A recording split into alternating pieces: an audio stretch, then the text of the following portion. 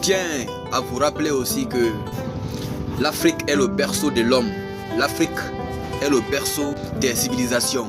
Tous les peuples du monde entier sont venus s'inspirer de nous ici pour aller servir leur nation. L'Afrique est le berceau des civilisations. Le plus vieil État du monde entier, c'est l'Éthiopie. Les Pythagore, les Alexandre le Grand, les Thalès de Milet, les Socrate, les Platon, tous ceux-ci ont passé par l'Égypte. Je vous invite dans ma précédente vidéo que j'ai postée sur YouTube, là où j'ai parlé de la jeunesse africaine et les réseaux sociaux. J'ai touché deux grands auteurs là-bas pour bien appuyer, pour bien comprendre ce que je suis en train de vous expliquer comme ça. Parce que si je vous ai dit, je ne rentre pas trop dans les profondeurs. Là où vous pouvez avoir une explication très détaillée, c'est dans ses œuvres. L'autre c'est Cheikh Anta Diop dans Djibril Sam.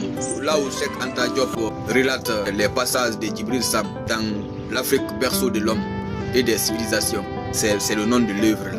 Le roman s'appelle l'Afrique berceau de l'homme et des civilisations. Voyez, non?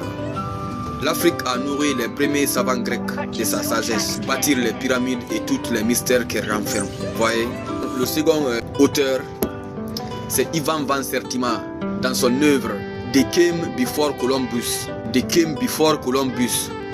En français, c'est Il y était avant Christophe Colomb. Il y était avant Christophe Colomb. The Came Before Columbus. Pour plus d'infos, allez consulter cette œuvre. Vous allez très bien l'apprécier, vous allez l'adorer. Il a parlé de Obama là-bas dans son œuvre. Obama, la plus vieille, qui était là bien avant Christophe Colomb. Cette statue était celle d'un noir qui s'appelait Obama. Christophe Colomb est allé découvrir cette statuette là-bas. Comment est-ce que cette statuette est parvenue à atteindre l'Amérique avant Christophe Colomb? Quels sont les peuples qui ont précédé? Quels sont ces peuples-là que Christophe Colomb est allé trouver là-bas? Si on trouve une statue quelque part, ça veut dire que quelques personnes, quelques peuples ont passé par là. C'est pourquoi je vous invite à lire ces documents.